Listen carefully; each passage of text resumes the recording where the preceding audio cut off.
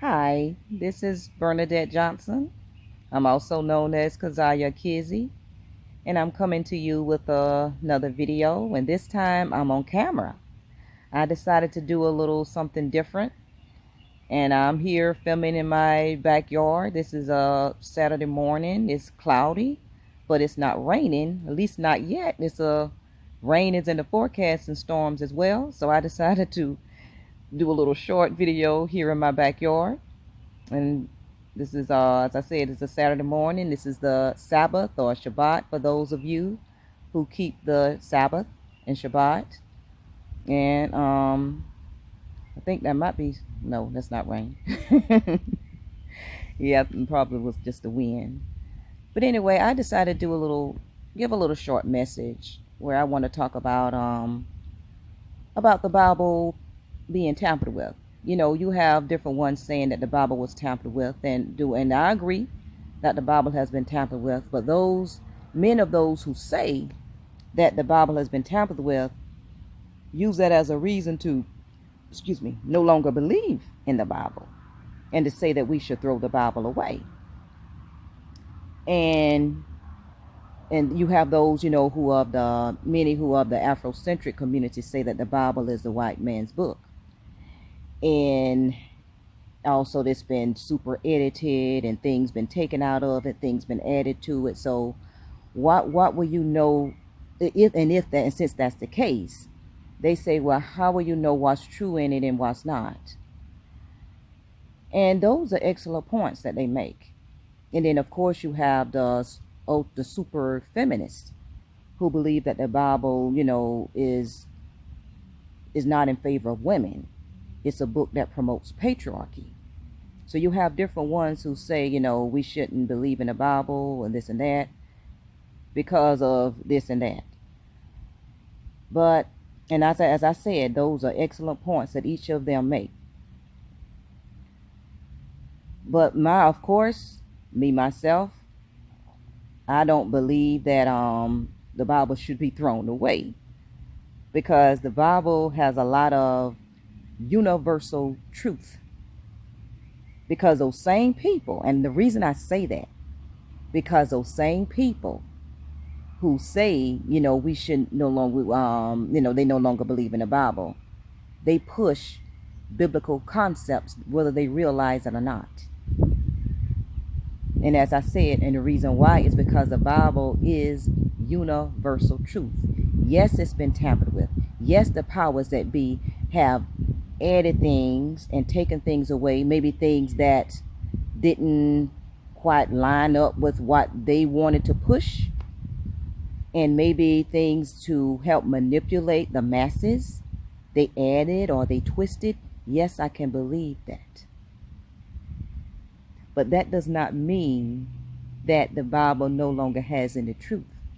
That doesn't mean that we should throw the baby out with the bathwater.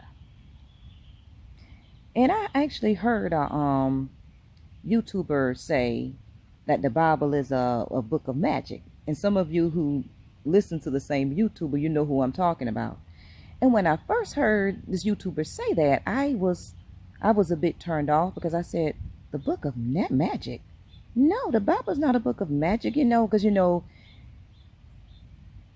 magic is usually related to, witchcraft and hocus pocus and things like that. But as the YouTuber explained what she meant when she said that the Bible is the book of magic, then I said, okay, I can agree. And the way she meant it is the way how the Bible is so relevant for today, and how it's such a book of wonder, and it has such profound messages. So that's how she meant it, and profound wisdom. So that's how she meant it. And I said, okay, yes, I agree with that, because many times I've heard different ones say that the Bible is a living book. And I say the same thing, because every time I read the Bible, I can find something new. The times, I read the Bible through and through. numerous times. But each time I read it, I find something new. And also, too, maybe I may be going through something, and there's a passage right there that's relevant to what I'm going through. So, yes, the Bible is indeed a book of wonder, even in its tempered state. And we know we're not reading the Bible in its pure and true form. But even in its tempered state, we can find something that we need in the Bible. So, and I know some may find it a little unsettling and disturbing that the Bible has been tampered with, because you will wonder, okay, well, how will we know what we're reading is true? I would say this: whatever resonates with you, hold that. If it doesn't resonate with you, just push it to the side. Set it to the side. But just whatever in the Bible that resonates with you, that's the message that you need. Because when you can read about read a particular chapter, and it doesn't have any kind of effect on you. But yeah, and then later you may be going through something and you read that exact same chapter, and it can touch you in the deepest way. Why? Because that was a time you needed it. That was a time you needed it. So I would say no, no, no, no. Don't throw the Bible away because it's been tampered with. And you can tell that, yeah, it's been tampered with because a lot of times there are discrepancies in the Bible. Even, because the Bible has been translated numerous times.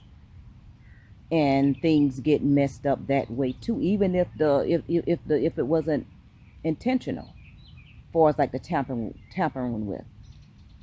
When in the process of translations, because sometimes words just don't translate right, from one language to another. But at the end of the day, the Bible has the universal truth, because the Bible is the best-selling book of all time. And why is that? Why is the Bible the best-selling book of all time? There's a reason for that. And then, of course, look like how, yes, the Bible has been used to as justification to enslave, you know, the Africans, as what they would call us, the Africans. But of course, we, know we are much more than just Africans. But they call us the son of Ham, and they use that passage in Genesis to justify how son of Ham looked on his father's nakedness, and he said Noah cursed him. But if you read the passage, he actually cursed Canaan, which is Ham's son. And that's when they started saying, well, Ham/Canaan. They started saying that. And they used that passage to justify enslaving black people, enslaving the people from Africa. However, as we became more, how can I say it, more woke, that same Bible actually, when we got more understanding of it, that same Bible showed us who we are as a people. When you read, for instance, Deuteronomy 28, Leviticus 26, and you saw how African Americans and those in the African diaspora, how many of those verses fits us so perfectly in showing how prophecy was fulfilled. It was due to our disobedience, and they twisted it to say that we were cursed because Ham looked on his father's nakedness. Yes, it was curses, but it wasn't the way that they were explaining it. It was because we disobeyed the Most High, because we made a covenant with him. He made a covenant with us, our ancestors, the Israelites. He made a covenant with us, and we didn't keep up our end. And that's why we were being punished. It wasn't due to what Ham did, because we're not even of that lineage. We're not even of the lineage of Ham. We're the lineage of Shem. But had we thrown the Bible away and say that's the white man's book, we would not have known that. So the very thing that they used to imprison us is the very thing that was used to free us. The Bible is like a key that maybe a jail warden, a prison warden has. That key can lock a prisoner up, but that same key can free the prisoner out of the cell he's in. That's how a key works. A key imprisons and a key frees or liberates. So that's how it is with the Bible. And also, you have your feminists who say that the Bible, is patriarchal. And I can't disagree with that. The way you read it, a lot of it is patriarchal. But that goes back to the Bible being tampered with. A lot was taken out of that Bible, and this is my personal belief. I believe that women played a much, much, much bigger role in the Bible, but a lot was taken out when we changed more became more super patriarchal. And I'll tell you this, if you do, reading of history, the world was not always this patriarchal. Now, in our time, yes, it has been, but if you go back thousands of years, the world was not always this patriarchal. And so what happened as the world became more and more patriarchal, the texts, such as the Bible, the ancient texts were altered to reflect the present day society. And speaking of which, now, like I said, I won't do any name dropping here, but I also heard, one YouTuber say this, and I can believe this. As we enter into a less patriarchal age, and it becomes more, balanced, where there's an equal masculine, equal feminine, that the spiritual text, the Bible as we read, will be put on the shelf. Not, like I said, not like thrown away, but it will be put on the shelf. And texts will be introduced that will reflect the age that we're, the newer age that we're coming in. However, what we have today, the Bible we have today, we hold on to that until that which is more perfect is come. As that's the scripture. Right now we know in part, we prophesy in part, but that which is perfect is come.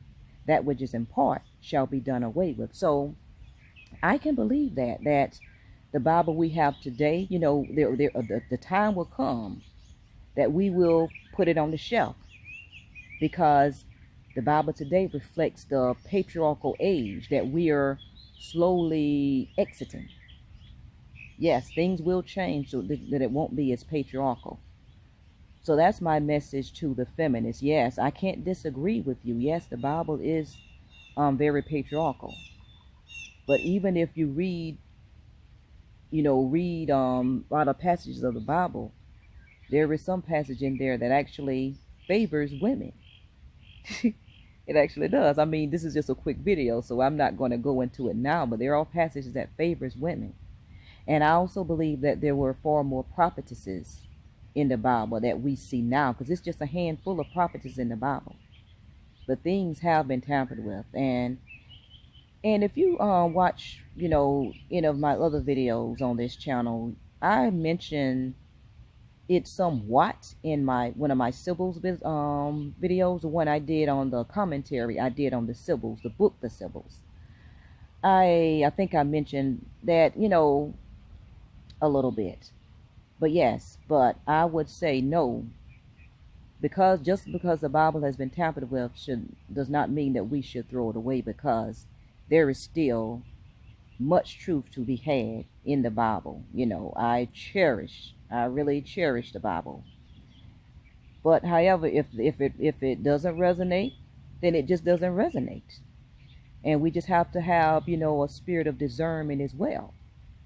And also, and in due time, y'all reveal, like, and oh yeah, this is another point I want to make. as it says in the scriptures, how in the end time that the wheat will be the wheat and the tares will be separated. Just like how, think about this. And this is a good comparison here. Just like how the parable of how the farmer, he planted wheat, and then the enemy came behind him and sowed tares in the field, and then the tares came up with the wheat. And then his servants were saying that oh well, master, you sowed, we sowed wheat, but tares, we have these tares. And they asked, oh, should we pluck up the tares? He said no, because if you, while they were growing, in their immature state, he said you will might accidentally pluck up the wheat while in the process of you trying to get the tares out of the field. He said no, let them grow together, and then at the end, you know that would be the time to gather the tares and burn them in the fire, and then gather the wheat and put it in the barns. And I say that the same way with the scriptures. In due time, the lies, if there were lies added to the scriptures, they will be exposed, and the truth will stand, just like the wheat and the tares. So keep that in mind. Keep the wheat and the tares in mind when it comes to the Bible. And when someone say, oh, the Bible has been tampered with, should we throw it away? No. So hopefully this word was edification to those who hear it. And until next time, be blessed.